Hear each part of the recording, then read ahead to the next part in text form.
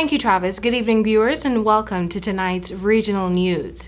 The CARICOM Secretariat has suggested that member states reject any attempt by the Biden administration to invite Venezuela's opposition leader Juan Guaido to next month's Summit of the Americas. That should be a red line for CARICOM as well as for a number of countries in Latin America, noted a leaked discussion paper prepared by internal analysts ahead of the start of a two-day meeting of the region's foreign ministers. The U.S., which will host the meeting next month, recognizes Guaido as the head of the interim government in the South American nation. CARICOM does not. Regional leaders are also being urged to attend if the U.S. does not invite Cuba. The interim government is a political fiction created by the United States and the Lima Group in order to effect regime change in Venezuela, the assessment said. The paper argued that Guaido's so-called interim presidency is even more difficult to justify since his claim was based on his position as president of the National Assembly, which came to an end in January 2021. About a dozen countries officially recognized Guaido's claim. While Jamaica made no official pronouncement, it did vote in 2019 to recognize Guaido's ambassador to the Organization of American States. We tell you now that Michelle Bachelet said that violence has reached intolerable levels in the Caribbean country, Haiti. The Human Rights Commissioner said that the fragility of state institutions has fueled lawlessness in Haiti. The UN High Commissioner for Human Rights, Michelle Bachelet, said Tuesday she was deeply disturbed by violence involving armed gangs in the Haitian capital, Port-au-Prince. Armed gangs have long had a presence in the poorer neighborhoods of Port-au-Prince, but violence has intensified in recent years amid numerous assassinations and abductions. The UN said that in Port-au-Prince alone, at least 92 people unaffiliated with gangs and some 96 alleged gang members were killed during coordinated armed attacks in just over 3 weeks, between April 23rd and May 16th.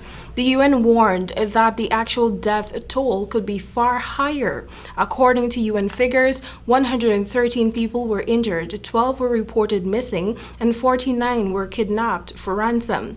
The UN statement said that extreme violence has been reported, including beheadings, the burning of bodies, and killing of minors accused of being informants for a rival gang. The UN reported that children as young as 10 had suffered sexual violence. Bachelet said that the United Nations Security Council plans to debate the future mandate regarding the UN presence in Haiti in the coming weeks. And now for a final story from Mexico.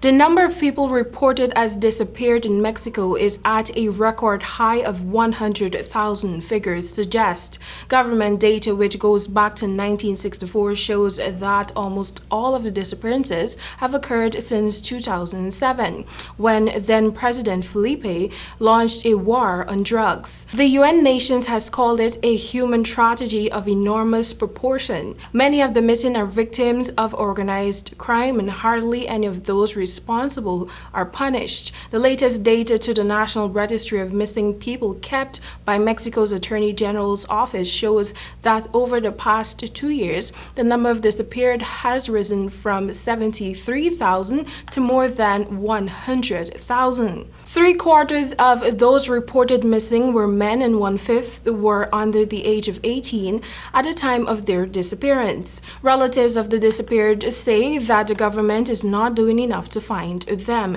and that officials are indifferent when they report their loved ones missing.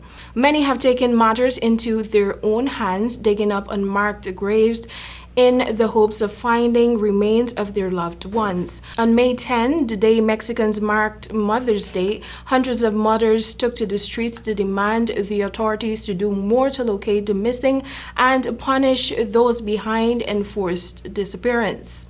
According to the UN, only 35 of the recorded disappearances have led to the conviction of the perpetrators. It said that the staggering rate of impunity was most likely to be blamed on the lack of effective investigations. That has brought us to the end of tonight's regional news. Thank you for watching, and back to you, Travis.